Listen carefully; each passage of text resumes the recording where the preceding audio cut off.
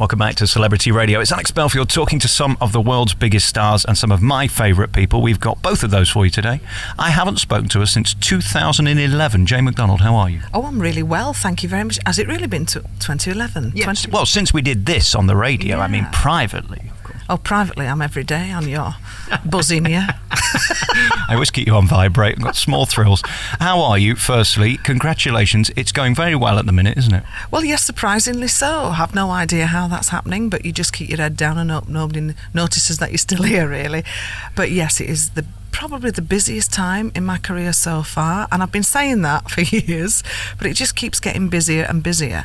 And I, for one, am not complaining one little bit, because to be in work in this industry is definitely something that you should be grateful for. I don't think you should be grateful in the sense that you've got talent, and that's at the core of your product, isn't it? You stand on that stage and you wow people. That's led to 2 albums currently out. We'll get to those in a bit. A pantomime coming at Christmas and a sellout tour. It's fabulous, but it's because people want to see you. Is it still surprising that you sell out? I'm always shocked when I see the figures at the end of the night, and I'm always shocked when people keep coming back and keep coming back. But then again, like you've just sort of touched on there, I do put a huge amount of work into the show. I put a huge amount of money into the show, and it is exceptional. I have the best people working for me. I have the best light show. I have the best sound company. I have the best musicians and outfits. It's proper showbiz. My show is proper showbiz, and it's quite sad, but there isn't many people doing that. There really isn't, and it sounds like a backhanded compliment in a way that you are certainly the best person doing it right now in Britain, and you have been for many years. But like you say, it's a dying art in a sense that everybody else has given up or gone out of business. You really are flying the flag for a one-woman show, aren't you? Yes, the flag is flying high, my dear. The only reason I can do it is because I do everything myself. If I had to pay agents, promoters, people coming in and doing the scripts and everything else, it would cost a fortune. And to be quite honest, Alex, I couldn't put the show on that I put on if I had all these other people taking their cut. So that's why everything is in-house. I bring everybody in to work with me for that type, for that time. And then we all go off and do our own things. But that's why I coordinate absolutely everything. Control freak is actually what I am. But it's great fun. I love producing. I love the writing, and I love creating, I think. And then if it all goes wrong, it's my fault. And that's a great way to be in your business. We're going to talk about your new music as well, which you're writing. You've re-released your album that you brought out in the spring with 4 new tracks on it, and most of that is your own work. What's your day like? Do you have time sat at the piano writing? How do you do it? I have a lovely lounge that I don't sit in very often, and it's my little dream place. Is that I have a piano in there, and I usually have to have solace. If I'm going to write, I take it out of my calendar and I say, right, I'm going to write those 2 days, get out my life to everybody around me. So Ed usually goes off and sees his family. Nobody phones me, and I can switch the phones off, and I literally sit and I write songs. So I've had quite a lot of time to do that over the summer, and I've really enjoyed that writing time, because that's what I do. I'm a creative person, and I've loved writing, and I'm on a whole new journey now with, I hate that word journey, it's rubbish, innit? But I'm on a whole new sort of genre at the minute, and I'm going more into the country rock type feel. So I think it's my guitarist Steve Cooper who has inspired that in me. Not only is he gorgeous, and I do fancy him terribly, but his wife is going to kill me, and my other half is probably going to do the same. But there's that chemistry on stage where the two of us just really work together, and he's co-written a song with me as well. So that's the start of it's like Deacon Claiborne and Rainer James. Mills and Boons. Yeah, Mills and Boons. It's a bit Nashville, so we're a great team, and it's taken us 7 years to actually say, let's do something together. It would have been nice for other things as well, but we were both in. I can't believe, if he listens to this, I'm dead. But it's great, and I think it's nice because it's like that. Oh, there's a bit of something going on there. There isn't. I wish there was, but there isn't, and it's like it's a vibe on stage, and when he comes up with his his big guitar in his hand, and it just sort of It's he's one of the best strummers in the business, isn't he? Yes, he is, and it's great to see. I love to see him strumming. Well, I mean, you must be beating them off, all these guitarists, because a lot of people must want to work with you. Oh, I wish. That would be nice. No. To that question, once again, in my head, it's a nice fantasy, and I think that's what my show creates, a lot of fantasy as well. So people hear the song, they can put themselves in that situation and that story, and it's great. Your songs are very intimate and you reveal a lot about yourself. It sometimes worries me that you give too much. I mean, you really put your heart and soul into your music and into your show, and that is taxing, isn't it? How much does that take out of you when you're singing these very personal songs, whether it be about a lover or your mum or your dad? Of course, it's. I asked my mother how she felt when I used to sing The Hand That Leads Me when she's in the audience, and she said, I think about my mum. I thought, perfect answer. So when you're singing on stage, it's not about your story, it's about their story, and that's basically what you have to do. You have to get right into their heartstrings, and it usually does work. I've written quite a few songs now which are very emotional, and I always say to people, bring your tissues, because although you're going to have a right laugh and you're going to be up dancing, you're also going to weep a little bit as well. And I've seen big burly men sobbing, and I just seem to pull at the heartstrings at the right time, let them have a bit of a cry, and then we're all up again. So it's a bit like therapy. It's the Jane McDonald Priory. And even if you're as hard as nails, you could still need a box of tissues, because you do look fabulous on stage, and those frocks, I mean, incredible. I'm so glad you still see me in that way, Alex. It's quite a compliment. Yes. Quite a compliment. It's going to get sexier and sexier. Mainly, I can't be bothered now. The costume changes are just too taxing for me, and the girdles on and off, it's not real. If you actually saw what was under them, you'd change your mind. I'm telling you right now. I mean, it's just not fair. I mean, getting old is sad, and I hate it. I mean, Ed said to me the other day, come on, let's go upstairs and make love, and I said, pick one, because I can't do both. And it's true. I can't be bothered. I haven't got the energy anymore, love. I was listening to the eulogies at Joan Rivers' funeral yesterday, and she was talking about getting old and how her, let's call it Lady Garden, is like a sponge. And she said the worst thing about getting old is when you wake up in the morning and you look down and you say, why am I wearing a furry bunny slipper? And you're not. It could be quite cruel, life, can't it? It can, and she's right. You know, it's all of a sudden, there's things, you know, you lose certain parts of hair from certain areas, and it starts growing in others. And you think, where did that hair come from? And it's not just a little stubble bit, it grows an inch in a night, and you think, what's that hair doing growing out my face? What I'd do for an inch growth, you have no idea, Jane McDonald. Since we last spoke, you've got a bit more of your life back, because when we first knew each other, you got into this show called Loose Women, which is what you're best known for on TV, and it was brilliant for you because everybody fell in love with you, but it was really demanding of your time. You were up and down that GNER line on the trains, doing the show, coming home and trying to fit a tour in as well. Has it helped since Christmas not having to go down 3 or 4 times a week to London? You have no idea how much it's helped. The travel alone is so tiring, and then when you have to be away from your home for 4 days a week, and try and make a life for yourself in a different city, away from your home, away from your partner, and then be on TV and do everything else, and then come back and try and fit into a life then that your partner's already got without you in it. So I used to come back and think, oh, I'm in his house, because he does certain things a certain way and he likes it that way, and you come back and you feel a bit of a nomad, really. But also, I'm back in producing mode now. I'm back with my foot back on the accelerator. So I am so grateful that I had 10 great years on Loose Women, but I'm really grateful I've made the decision now to go back to the job that I was born to do, Alex. I love being on the stage. I love being a singer. And let's be honest, anyone can sit on a panel and talk for an hour, but there's not many people can do 2 hours, 2.5 hours on a stage entertaining a full audience every night. That's what I should be doing. Yeah, and this Christmas coming up, you get to do something else that you've not had time to do before, which is 90 odd shows of pantomime.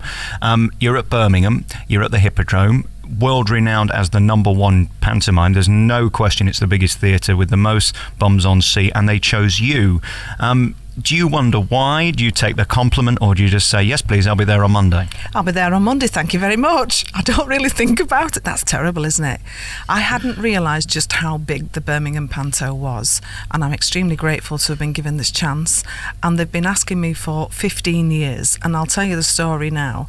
I did say to my agent, because I was on Loose Women and stuck to a contract, I could never do a pantomime before. Some of the others were allowed to do it, but for me, I wasn't released from the show. I don't know why that is. Some would say you were in a pantomime.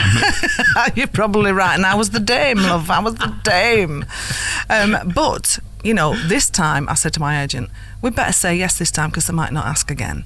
And it's funny because Nick Thomas said, I thought, right, we're going to ask her one last time, and it was this year. So I'm really looking forward to it. I sincerely hope I love it because I'd like to do more. Musical theatre is definitely knocking on my door now.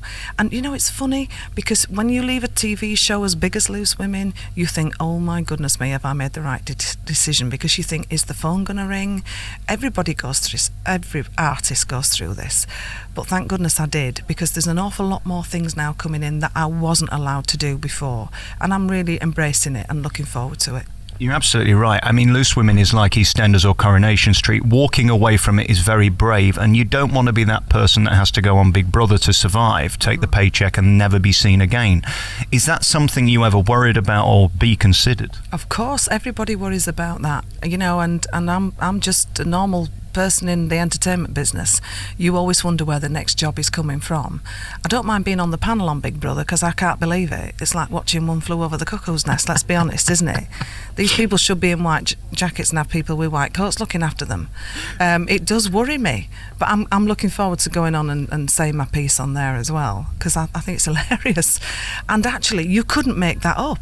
So it is great entertainment, but you won't find me in it, love. One, I'm too boring. I would go in it if I could take Sue Ravy with me PA, because she'd be making me a cup of tea and seeing that was all right. You need a maid, basically, don't you? Well, yes, let's be honest, yes. What's interesting about you, if you say the words Jane and McDonald in the same breath, people say, oh, she's one of us, she's normal. How have you managed to be unaffected by the business? Because let's face it, you're not normal, you're not average, you're incredibly skilled at what you do and incredibly well paid for it when you do it. You're not one of us in a way, but you have that mass appeal. How have you kept your feet on the ground when other people are stopping in lay-by, snorting things and sleeping with people? Oh, I can't be bothered, love. What's the point? I'm lucky that I've got a very nice relationship at home. I've had a great family life, and they do keep me very grounded. And I've got the same best friend on tour with me that I've had for the last 30 years. And believe me, if I started getting starry, she'd give me a slap round the head. So, I think coming through the clubs, coming through the cruise ships, coming through all the summer seasons, I am extremely grateful to be where I am today. I never take it for granted. I love my fans. They know that. And as long as they want me out there, and as long as I can keep doing this, I will embrace every minute of it. Grateful is the word I am, and I think that's what keeps me grounded. I was lucky enough to work with you on a few episodes of Loose Women. What I love about you on that show, and knowing you personally, is what you think of other celebrities. And that sort of opened the door, that programme, didn't it? Because when somebody was sat there who may well be very famous but has no skill or talent, sometimes you found it hard to sort of cover the veneer and pretend that you were interested. My face says it all, and I can't hide that, and it's just something that I really must work on. But and if I am not getting anything back, I will tell you that you're boring me, and I can't help that. I've really tried to be polite, but if you are going on to a talk show or you're going on to promote something, make sure you know what you're flipping talking about, because what is the point of going on there if you are going to dry up or you're not interesting? This business is an honour to be in, and I think a lot more people should take that and take it to the heart, because to be a success in this industry, you have to be something. And you worked hard to get here. I think what some of the younger people forget is that as quick as you got it, it can be taken away in a heartbeat, can't it? And that's another thing that you pride yourself on, that it's about working and keeping working. That is it. Everybody thinks once you're on telly, that's it, she's made. She don't have to do another thing. You have to work, Alex, 5 times harder to maintain a profile, a good profile. That's a big thing. Everybody says any publicity is good publicity. That is rubbish. Let me tell you that. It is rubbish. If you are seen doing things that are bad, that will always live with you. Especially now we've got Twitter, Facebook, social media. Don't do something that you're going to regret in years to come, because it will always be there. Your grandkids are going to see it. Your kids are going to see it. Grow up. Is it tough being you because you are so well known and so identifiable, and people like talking about you? Let's face it. I see you regularly referred to on Coronation Street. It's a bit strange, isn't it, that you've sort of become part of the lexicon that people refer to. Is there a line where you go, okay, leave me alone now, stop writing about me? Or do you have to take that as part of the job, that if you're going to fill theatres, people are going to be curious about your life? People are always curious about it, because I think with my with my life, people can't believe that it's that boring. Because people in the media are doing all sorts of things, as we see every day, and I think I get followed a lot, and people do talk about me because they think, that can't be right, she must have a side to her. I probably have, which you've seen. I'm not as nice as I make out. Never in a lay-by, though. Oh, never in a lay-by, love. If you can't afford a hotel, don't even ask for my number. What's the point? What is the point of that? Why go in a lay-by? Why do something like that? If you're going to play around, be a bit careful about it.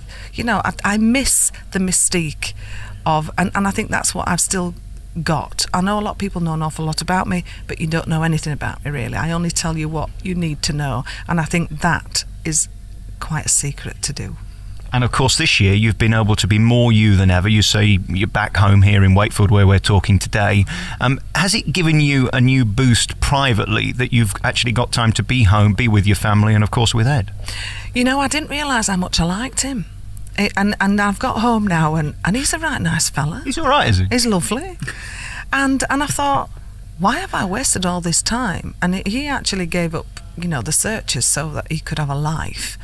And of course I went out of it. So he gave up the searches, and I was away for 7 years. So it has made a huge difference. And of course my mother's not getting any younger. She's in her 80s now. I don't want to miss anything. And I think getting the balance right is a very difficult thing. And it's taken me 17 years now to get the balance right. I'm still very hardworking, and I'm still away from home a lot, but I'm home much more than I ever have been in the last 10 years, so I'm happy with that. Did you ever consider moving to London? Because they say if you're not there, it's impossible to survive. And in fact, even though you weren't living there, you were still in a hotel much of the time, weren't you? And that's right. I did look to have a place down there. One, it's extortionate. Outrageous. Absolutely. You can get a cupboard for what I've got in my house. I could buy a street up here for what, it's just ridiculous money down there. And it's impersonal. They've got some great restaurants, but I tell you what, we've got some great restaurants up here as well, and a minuscule of the price down there. So I'm still homegrown. I can't justify spending that type of money. I can commute within 2 hours and 10 minutes. I've got a great train line here. Why on earth am I going to live in a place that, one, is very impersonal, and two, that I don't really want to be? Let's talk about the new album. It's the deluxe version. It's out now. It's got 4 new tracks on it. This is, I think, your greatest album. Some people might say, Jane McDonald, she does cheesy music, she does Burt Bacharach covers. Well, I happen to think you do them very well. But nevertheless, this album is on a huge scale. You can tell the orchestra is incredible, and the music you've chosen is just stunning. And you've kind of done a little zinger with them all and twisted them. God only knows, things like that. You've really made your own. Are you proud of it? You should be. I'm extremely proud of it. Because I've got my own record label, I'm allowed to set the budget. I'm also allowed to bring in the producers I want to work with, and I'm also allowed to spend as much marketing as I want. I'm also allowed to pick what goes on it. All these things you cannot do if you're tied to a label. So I've been extremely lucky that I've had so many jobs that I've been able to fund my hobby, if you like. To go over to Prague and do an album with Nigel Wright and have your songs recorded and arranged by such a producer, and have the Prague Philharmonic look to you and say, was that all right? It don't get any better than that, Alex. And it is an extremely expensive album, but that's going to be there long after I'm gone. You could have bought a house in London with the money that this cost, couldn't you? Yes, I probably could. And I'll probably never recoup, but I tell you what, it was a great thing to do. And I'm even thinking of the next album now, which is all going to be my songs this time. So I'm thinking of that's even going to be bigger than the one that I've brought out now. Lots of people don't. Most artists don't bring albums out like this anymore. But this is who I am. And okay, it takes a lot of money, but then again, I'm working and I can do it. So I'm grateful for that. Is there any way of explaining that feeling of having that orchestra stood behind you, for you, playing to your strengths, under your direction, really, to then create this stunning album? Did you ever think that was possible? I mean, for a lady who was stood in the clubs 25 years ago working to backing tracks, it's extraordinary, isn't it? Unbelievable. And that's going back to the grateful again. You know, to be given chances like I've had has been something I could never have dreamed of. But I say to everybody who's in this industry, we're all given chances and we're given choices every day, and it is up to you what you do with them. And a lot of people just let them go. You know, you have to grasp everything. I always say to people, I caught the ball and I ran with it, and I'm that far in front now that they can't catch me up. But that's the secret. You really have to be 2 to 3 steps ahead of everything in this industry, because, Alex, it changes every day. And I have an amazing team of people who work with me. I've got Mark Worrell, who deals with all the media side of it, the social media side of it. That's huge now. That wasn't here 10, 15 years ago. So you have to adapt to what's going on in the industry. And okay, I'm still very old-fashioned that I want a full orchestra working with me. I do like the live feel on stage. I still have that. And most people don't do that anymore because it's a lot cheaper not to do that anymore. But sometimes, you know, a bit of abundance will bring in more people. And I seem to think that is working for me. It's almost a deal, isn't it? If you invest in the ticket, I'll give you the money back in value. A lot of people now seem to do everything on the cheap. Do you look around you with a wry smile that there are people who are bigger legends and have been around a lot longer than you who can't fill a theatre? I mean, it's a tough business. Do you realise how special it is that you're able to do that? Last night in Truro, next week in Birmingham, Wolverhampton, Pantomime. You've forged a career that is bigger than many of your peers who wouldn't be able to do it now. Do you understand how special that is? I understand how special it is to have work, but that's always been my focus. This is also my joy and my hobby, but it's also a job. Right, but having the job and having the work is one thing, having an audience who are going to come and support it is another, and you've managed to sustain that, which is incredible. You have to give your audience and your fans what they want. And I think a lot of artists get a bit carried away and a bit self-indulgent. And actually, you've got to think of the person sat in the front row who's going to come night after night after night after night and think, what do they really come for? What is it what they need? And you have to give them what they need because they give me what I need. It's a two-way street. It's an energy that you create on stage which involves your fans, and that's the atmosphere that you have to create. I always say every single show has got its own magic, and it's the magic you create on a stage with your band and with the audience. You've got to include them, and I think that's why they keep coming back, because they are part of it.